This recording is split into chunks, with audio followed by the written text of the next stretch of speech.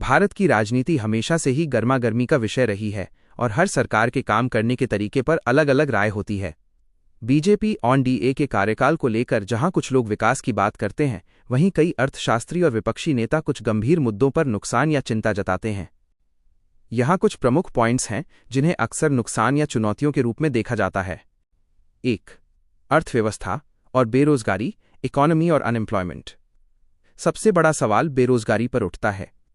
कई रिपोर्ट्स के अनुसार पिछले कुछ सालों में बेरोजगारी की दर काफी बढ़ी है। नोटबंदी, डिमोनेटाइजेशन, इससे छोटे व्यापारियों और कैश आधारित अर्थव्यवस्था को काफी चोट पहुंची, जिसका असर जीडीपी ग्रोथ पर भी पड़ा। जीएसटी, हालांकि एक बड़ा सुधार था, लेकिन शुरुआत में इसकी जटिलता ने छोटे और मध्यम उद्योगों एमएसएमईएस को काफी परेशान किया। 2. सामाजिक समरसता, सोशल हार्मनी। विपक्ष और कई सामाजिक कार्यकर्ताओं का मानना है कि पिछले कुछ सालों में देश में ध्रुवीकरण, पोलराइजेशन बढ़ा है। धार्मिक और जातीय मुद्दों पर तनाव की घटनाएं अक्सर चर्चा में रहती हैं। लोगों का मानना है कि इससे देश के सेक्युलर फैब्रिक, यानी सबको साथ लेकर चलने वाली छवि को नुकसान पहुंचा है। 3. लोकतांत्रिक संस्थाओं पर दबाव, प्रेशर ऑन इंस्टीट्यूशंस।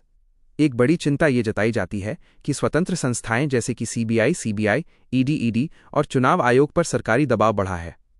विपक्ष का आरोप है कि इन संस्थाओं का इस्तेमाल राजनीतिक विरोधियों को दबाने के लिए किया जाता है। 4.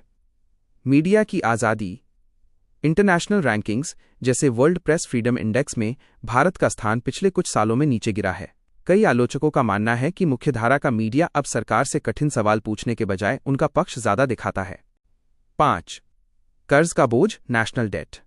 सरकार ने इंफ्रास्ट्रक्चर, सड़क, रेलवे पर काफी खर्च किया है, लेकिन इसके साथ ही देश पर कुल कर्ज भी बढ़ा है। इसका असर आने वाली पीढ़ियों की आर्थिक स्थिति पर पड़ सकता है। एक निष्पक्ष सोच, फेयर पर्सपेक्टिव। किसी भी सरकार का मूल्यांकन करते वक्त दोनों पहलू देखने चाहिए।